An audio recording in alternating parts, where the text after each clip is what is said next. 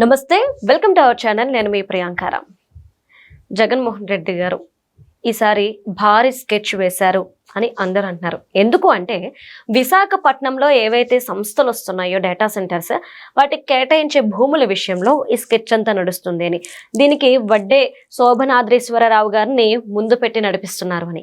అసలు ఏం జరుగుతుంది, ఎందుకు ఏవైతే టీసీఎస్ లాంటి సంస్థలకు కేటాయిస్తున్న భూముల మీద జగన్మోహన్ రెడ్డి గారు ఎంత ఇష్యూ చేస్తున్నారు అనేది తెలుసుకునే ప్రయత్నం చేద్దాం.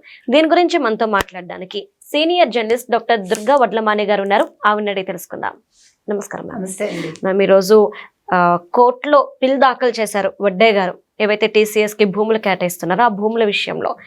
ఏంటి మేడం, ఎందుకు ఈ విధంగా జగన్ గారు కావచ్చు, వైసీపీ వాళ్ళు కావచ్చు, సంస్థలకి కేటాయిస్తున్న భూముల మీద ఇలా కేసులు వేస్తూ వాటిని అడ్డుకునే ప్రయత్నం ఎందుకు చేస్తున్నారు?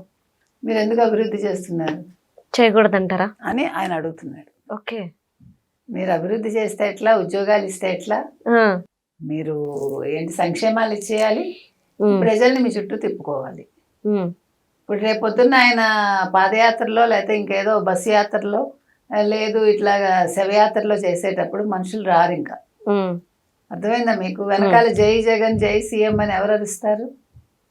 మీరు ఇలా చేస్తే ఎలాగండి చంద్రబాబు నాయుడు గారు అని జగన్ అడుగుతున్నాడు. ఓకే మ్యామ్, అర్థమైంది.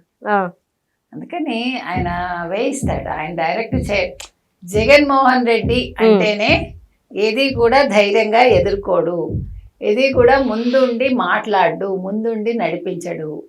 చేతకాని వాళ్ళు అలాగే చేస్తారు, భయస్థులు అలాగే చేస్తారు, పిరికి వాళ్ళు అలాగే చేస్తారు. జగన్మోహన్ రెడ్డి ఒక పిరికివాడు. అందుకని ఏం చేస్తాడు, తన వెనకాలండి ముందు ఒక మనిషిని పెట్టి నడిపిస్తాడు. ఈ వడ్డే శోభనాధీశ్వరరావు వయసు అయిపోయాక ఆయన ఏం మాట్లాడుతున్నాడో ఆయనకే తెలియట్లేదు. కాటి కాళ్ళు చేసుకుని కూర్చోటం అంటారు. అలాంటి వయసులో ఆయనకు అవసరమా ఇవన్నీ? నిజంగా ఆయనే చేశాడంటారా మీరు? ఒకప్పుడు ఆయనకి వ్యవసాయ రంగం మీద పట్టు ఉండేది. ఒక కాలంలో తెలుగుదేశంలో ఉన్నప్పుడు బాగానే ఉన్నాడు ఆయన. మనం ప్రతిరోజు చెప్పుకున్నట్టుగా వైసీపీకి ఒకవేళ మీరు కొమ్ము కాస్తే మీ బుర్ర బుద్ధి అన్నీ పోతాయి. వయసుతోటి వచ్చే గౌరవం కూడా పోతుంది, పరువు కూడా పోతుంది. ఇవన్నీ పోగొట్టుకోవాలంటే మీరు జగన్మోహన్ రెడ్డికి సపోర్ట్ చేయాలి. సో మీరు ముద్రగడని చూసారు, ఏమయ్యాడు ముద్రగడ? కనిపించట్లేదు మేడం ఇప్పుడు. ముద్రగడ ఎక్కడ అని పోస్టర్లు వెళ్ళవాలి. హెల్త్ బాగాలేదు, కూతురు పాపం కూతురిని ప్రాపర్టీ అన్నాడు. వాళ్ళు జగన్మోహన్ రెడ్డి పట్టించుకుంటున్నాడా తెలియదు మనకి. అది నేను అనేది ఏంటంటే, మీరు ఏదో కాస్త డబ్బుకు ఆశపడో ఇంకేదో ఆశపడి మిమ్మల్ని అందలం ఎక్కిస్తానంటే మీరు వెళ్ళకండి. మీ మొత్తం మీరు సంపాదించుకున్న పరువు ప్రతిష్టల్ని మీరు జగన్మోహన్ రెడ్డి కాళ్ళ దగ్గర తాకట్టు పెట్టకండి. ఇవాళ మేకపాటి అదేగా చెప్పాడు. మేకపాటి ఏం చెప్పాడు? అడ్డమైన వాళ్ళని నమ్మకు, నువ్వు ఆలోచించుకుని అడుగు వెయ్యి అన్నాడు. మరి నేను ఆలోచించుకుని అడుగు వేయలేదుగా ఇవాళ టీసీఎస్ విషయంలో. 21.16 అన్ని ఎకరాల భూమి టీసీఎస్ కేటాయిస్తే దాని మీద ఇవాళ కోర్టుకు వెళ్ళాడు ఎవరు? వడ్డే శోభనాధీశ్వరరావు. దాన్ని విచారించిన కోర్టు ఏం చేసింది? 26కి వాయిదా వేసింది. అవును మ్యామ్, వాయిదా వేసి ఆ ధర్మాసనంలో ఇద్దరు జడ్జిలు ఏం చెప్పారు? జస్టిస్ ధీరజ్ సింగ్ ఠాకూర్, తర్వాత జస్టిస్ గుణరంజన్తో కూడిన ధర్మాసనం ఈ విధంగా వ్యాఖ్యలు చేశారు. దీనికి వీళ్ళేమో సమయం అడిగారు. అయితే ఇక్కడ ఏం జరిగిందంటే, మొట్టమొదటి వీళ్ళు అగ్రిమెంట్ చేసుకున్నప్పుడు లీజ్కి ఇద్దామనే ఉండింది. తర్వాత మళ్ళా కాదు అమ్ముతారు అని ఒక జీవో వచ్చింది. అంటే వీళ్ళు చెప్పిన కండిషన్స్కి వాళ్ళు ఒప్పుకుంటే ఆ భూమి అమ్మకం జరుగుతుంది, లేదంటే లీజ్కి ఇస్తారు 99 పైసలకా ఎంతో. ఇంకా అది క్లారిటీగా మీకు నాకు తెలియదు, ఈవెన్ వైసీపీకి కూడా తెలియదు.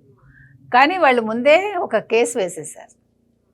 అంటే దీనివల్ల ఏం జరుగుతుంది? టీసీఎస్ అడుగు పెట్టడానికి లేకుండా చేయడానికి ఇన్ని కుట్రలు. ఇప్పుడు టీసీఎస్ వచ్చి వాళ్ళు సంస్థ మొదలుపెట్టాక ఉద్యోగ కల్పన జరుగుతుంది కదా, ఇన్ని ఉద్యోగాలు ఇవ్వాలని కండిషన్ పెట్టుకుంటారు కదా, అవన్నీ ఫుల్ఫిల్ అయితేనే మీకు ఈ స్థలం అమ్ముతామని అంటారు. ఎందుకు అమ్మకూడదు స్థలం? నాకు అర్థం కాల.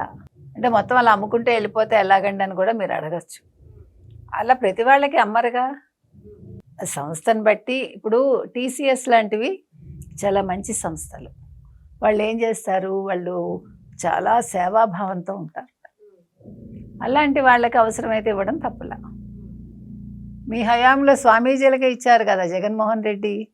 అవును. స్వరూపానందేంద్ర స్వామికి 2 ఎకరాలు ఇచ్చేసావు కదమ్మా, ఎన్ని కోట్లదోను. ఉమ్. అప్పనంగా ఎంతకి ఇచ్చాడు? 15,000కా 15,00,000కా? 15,000 రూపాయలకి ఎంత 15 ఎకరాలు ఏమో ఇచ్చారు. 2 ఎకరాలు 2 15,00,000 అనుకుంటా ఏదో ఉమ్. మొత్తానికి. నువ్వు పాప హిందువుగా కూడా మారి ఉమ్. ఆ?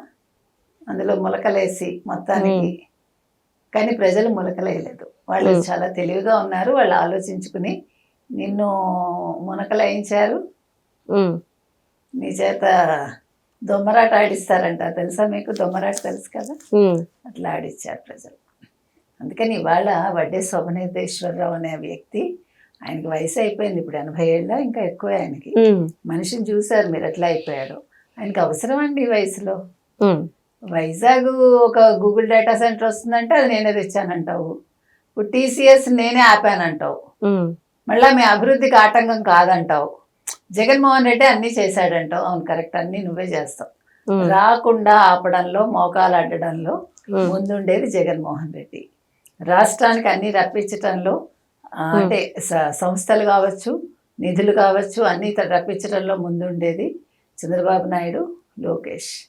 ఉమ్. కాబట్టి ఇవాళ వడ్డే శోభనాధీశ్వరరావు అనే వ్యక్తి ఒకసారి ఆలోచించుకోవాలి ఆయన ఏం చేస్తున్నారని. ఆయన వయసుకి ఇలాంటి పనులు అవసరమా ఉమ్. అనేది మరోసారి తరచి చూసుకుంటే బాగుంటుంది. Right. Thank you so much మా.